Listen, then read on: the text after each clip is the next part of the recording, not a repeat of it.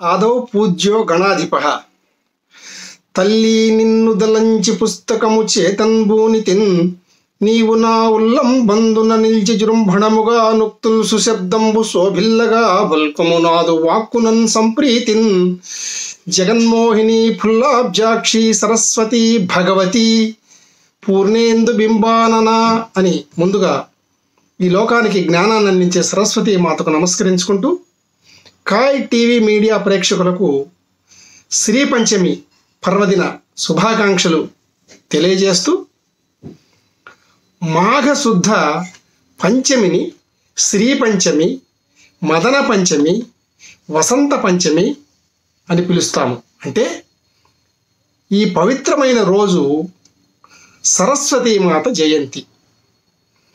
మనకు చైత్ర మాసం మొదలుకొని ఫాల్గుణ మాసం వరకు ఉన్న తెలుగు నెలల్లో 12 నెలల్లో ప్రధానంగా 2 చోట్ల సరస్వతీదేవిని పూజించే విధానాన్ని గుర్తుపెట్టుకోవాలి. ఒకటేమో మూలా నక్షత్రం శారదా నవరాత్రుల్లో సరస్వతి అమ్మవారిని పూజిస్తాం. అక్కడేంటంటే అమ్మవారు శుంభ నిశుంభులను సంహరించడానికి ఎత్తినటువంటి అవతారము. ఇచ్ఛాశక్తి, జ్ఞానశక్తి, క్రియాశక్తి రూపమైనటువంటి మహాలక్ష్మి, మహాకాళి, మహాసరస్వతి అయినటువంటి అమ్మవారు అనేక చోట్ల అనేక అవతారములు ఎత్తి దుష్టులను శిక్షించి మంచివారిని రక్షించింది. అందులో ఒక రూపము మూలా నక్షత్రం అన్నటువంటి సరస్వతి రూపము. అక్కడ అమ్మవారిని పూజిస్తాము. అక్కడ ఏంటంటే శుంభ నిశుంభులు అంటే దుర్మార్గమును సంహరించి లోకానికి మంచిని సత్ప్రవర్తనను అందించినటువంటి రూపం అది. ఇక్కడ సాక్షాత్తు శ్రీ మహాసరస్వతి యొక్క మూల రూపము, ఆమె జయంతి. అంటే ఒకానొక సందర్భంలో సృష్టికర్త అయినటువంటి బ్రహ్మదేవుడు ఈ సృష్టిని సృష్టించినప్పుడు జీవాలంతా కూడా మూగగా ఉన్నాయి.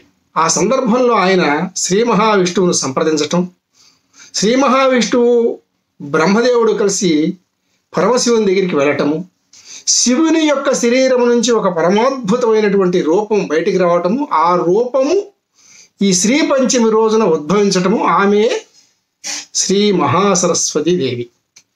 ఈ మహాసరస్వతి వల్ల లోకానికి వాక్కు వచ్చినది. ఈ లోకానికి వాక్కు వచ్చిన తర్వాత మొదటగా శ్రీకృష్ణ పరమాత్మ సరస్వతి కవచాన్ని లోకానికి అందించాడు. అందువల్ల సరస్వతి కవచాన్ని ఎవరైతే భక్తి శ్రద్ధలతో ఈరోజు చదువుతారో వాళ్ళ శరీరానికి కవచం లాంటిది అన్నమాట. సరస్వతీ మాతను మీరు ఏ రూపంలో పూజించినా కూడా, ఏ విధంగా పూజించినా కూడా వచ్చే ఫలితం ఏంటంటే పురాణాలు, ఇతిహాసాలు, శాస్త్రాలు, ధర్మశాస్త్రాలు, మంత్రశాస్త్రాలు అన్నీ కూడా చెప్పిన విషయం ఋగ్వేదంలో కూడా తెలియజేశారు. వేదాల్లో కూడా ఏం చెప్పారంటే సరస్వతి అమ్మవారిని భక్తి శ్రద్ధలతో ఈరోజు పూజిస్తే ధారణ, ప్రజ్ఞ, స్ఫురణ, జ్ఞాపక శక్తి, గ్రహణ శక్తి, దివ్య జ్ఞాన శక్తి, సృజనాత్మక శక్తి, నైపుణ్యము, వాక్పటిమ, సర్వజ్ఞత, బుద్ధిబలము, విద్య, సర్వసిద్ధి, మేధ, ఆలోచన. ముఖ్యంగా ఈ శ్రీ పంచమి రోజున శ్రీ అంటే సిరి కదా, సిరి అంటే సంపద, సంపద అంటే జ్ఞాన సంపద వస్తుంది, విద్య వస్తుంది.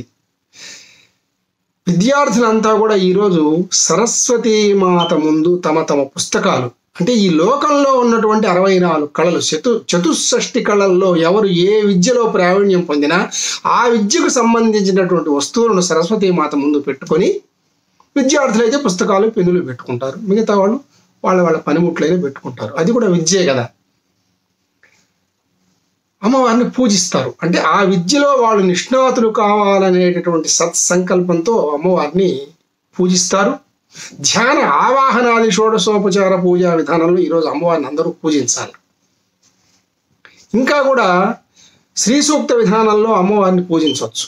చక్కగా అందులో రుక్కులను తీసుకొని శ్లోకాన్ని కలిపి హిరణ్యవర్ణాం హరణీం సువర్ణ రజస్రజాం చంద్రాం హిరణ్మయీం లక్ష్మీం జాత వేదో మమ అంటూ చక్కగా శ్రీ సూక్త విధానంలో అమ్మవారిని పూజించుకొని అమ్మవారికి ప్రత్యేకంగా ఇవాళ ఆవు పాలతో జీడిపప్పు వేసి చక్కటి బెల్లంతో పొంగలి పెట్టి లేదా పరమాన్నం చేసి నైవేద్యం పెట్టాలా.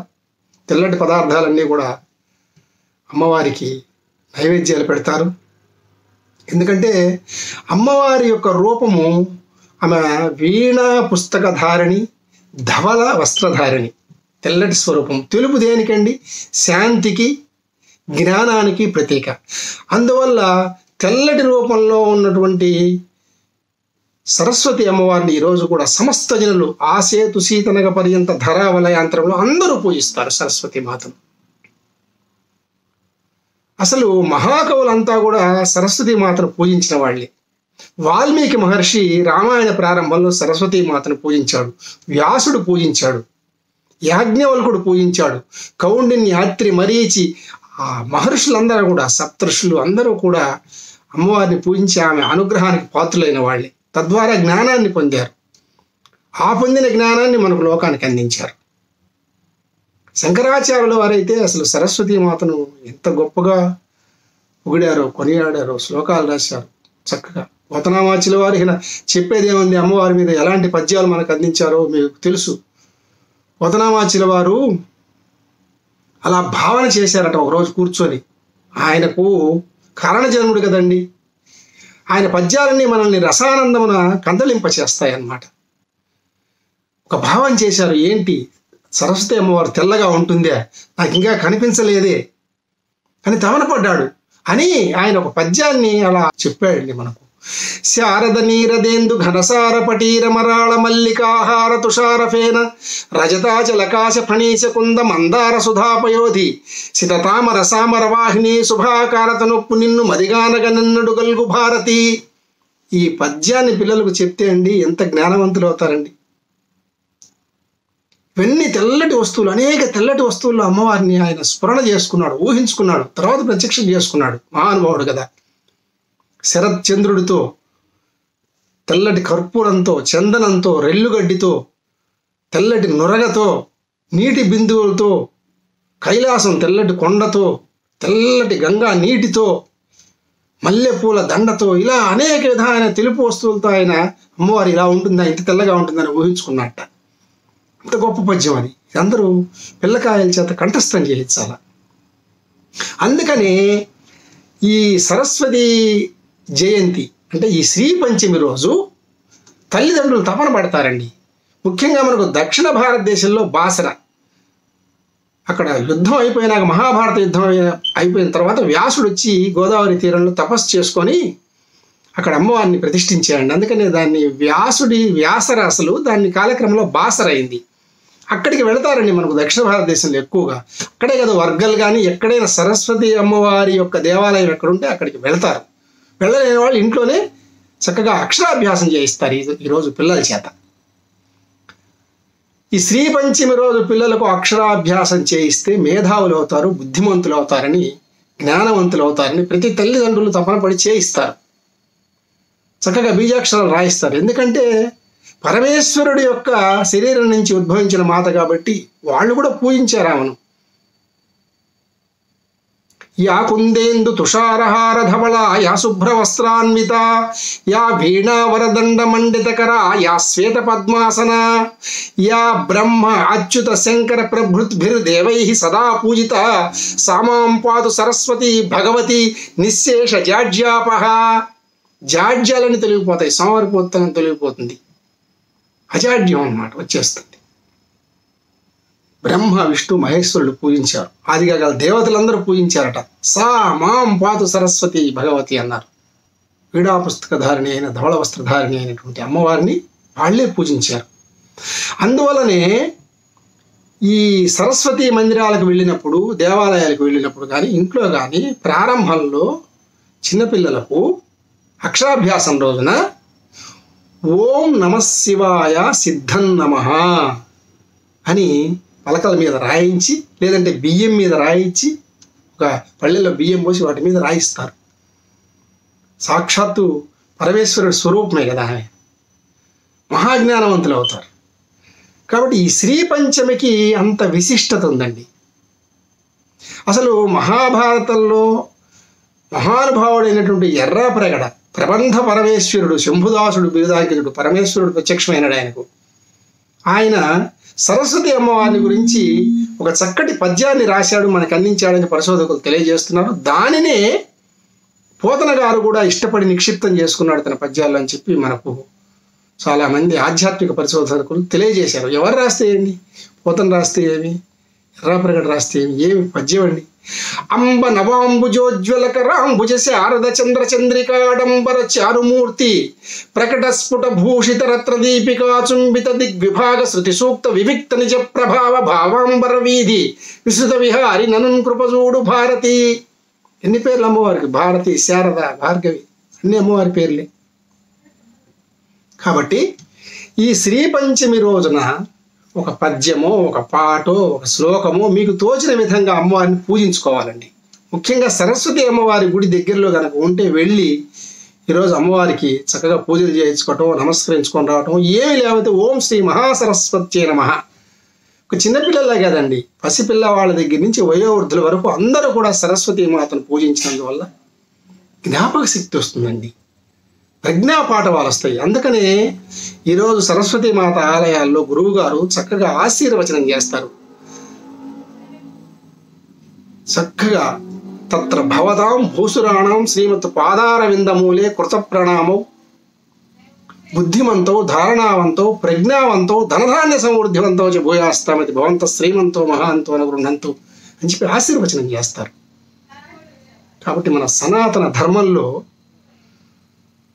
ఎన్నో గొప్ప విషయాలు ఉన్నాయండి. అందులో సరస్వతీ మాతను పూజించడం, శ్రీ పంచమి రోజు అక్షరాభ్యాసం చేయటం అనేవి చాలా గొప్ప విషయాలుగా మీ అందరికీ తెలియజేస్తున్నాను. ఎంతోమంది అమ్మవారి ఈ మాఘమాసంలోనే శ్యామల నవరాత్రులను కూడా వస్తాయండి. చాలామంది కొన్ని ప్రాంతాల్లో శ్యామల నవరాత్రులు చేస్తారు. అమ్మవారు సరస్వతి అమ్మవారు మరొక రూపం శ్యామల. మహాకవి కాళిదాసు గారికి శ్యామల రూపంలో ఆయన ఐం అనే బీజాక్షరాన్ని ఉచ్చరిస్తూ ఐం శ్రీ మహాసరస్వత్యే నమః అంటే మహాజ్ఞానం వస్తుందండి. అమ్మవారి సరస్వతి అమ్మవారి బీజ అక్షరం ఐం. ఓం హ్రీం శ్రీం క్లీం అన్నట్టే ఓం ఐం శ్రీ మహాసరస్వత్యే నమః అనాలి. అలా అని మహాకవి కాళిదాసు ఒక అజ్ఞానిగా ఉండి ఎంత విజ్ఞానవంతుడై ఈ లోకానికి ఎన్ని గ్రంథాలను అందించాడు, ఎంత తెలివితేటలు ఆయన సంపాదించుకున్నాడంటే ఆయనే మనకు ఉదాహరణ. చక్కగా శ్యామల దండకాన్నే మనకు అందించాడు ఆయన. జాయ జనని సుధా సముద్రాంతర ఉజ్జన్మణి ద్వీప సంరూఢ బిల్వాటవీ మధ్య కల్పద్రుమాకల్ప కాదంబ కాంతారవాస ఇలా సాగుతూ ఉంటుంది ఆయనది. చివరిలో ఎంత గొప్పగా అమ్మవారిని ఆయన ఎంత ప్రశంస చేస్తాడంటే ఆయన. సర్వ యంత్రాత్మికే సర్వ తంత్రాత్మికే సర్వ ముద్రాత్మికే సర్వ శక్త్యాత్మికే సర్వ వర్ణాత్మికే సర్వరూపే జగన్మాతృకే పాహిమాం అంటాడు. చూసారా, అంత శక్తి వస్తుంది అమ్మవారిని పూజిస్తే. కాబట్టి సరస్వతి అమ్మవారిని పూజించటం అనే విషయాన్ని విద్యార్థుల అనుభవంలోకి తీసుకొచ్చి చక్కగా సరస్వతి చరిత్ర అందరికీ చెప్పి జ్ఞానాన్ని సంపాదించాలి, అందరూ జ్ఞానవంతులు కావాలి, విద్యావంతులు కావాలి, బుద్ధిమంతులు కావాలని నేను ఈ వీడియో ముఖంగా మీ అందరికీ తెలియజేస్తున్నానండి. ఎందుకంటే ముఖ్యంగా సరస్వతి అమ్మవారు విద్యకు పెట్టింది పేరండి. ఆమెను చక్కగా పూజించుకుంటూ విద్య వస్తుందండి. భర్తగారు చెప్పాడు కదా, విద్య నిగూఢ గుప్తముకు విత్తము రూపము పురుషాళికి విద్య యశస్సు భోగకరి విద్య గురుండు విదేశ బంధుడు విద్య నృపాల పూజితము విద్యకు సాటి ధనంబు లేది నన్ను అంటాడు. Education is a hidden treasure అంటాడు కదా. కాబట్టి అందరూ కూడా ఈరోజు చక్కగా సరస్వతి మాతను పూజించుకొని విద్యావంతులు జ్ఞానవంతులు కావాలని మరొకసారి కోరుకుంటూ ఓం శ్రీ మహాసరస్వత్యే నమః. సర్వే జనా సుఖినో భవంతు, లోకా సమస్తా సుఖినో భవంతు. స్వస్తి. మరిన్ని అప్డేట్స్ కోసం మా కాయ్ టీవీని సబ్స్క్రైబ్ చేసుకోండి. మా వీడియో కనుక మీకు నచ్చినట్లయితే లైక్ చేయండి, షేర్ చేయండి. మీ విలువైన అభిప్రాయాలను కామెంట్ బాక్స్లో తెలియజేయండి.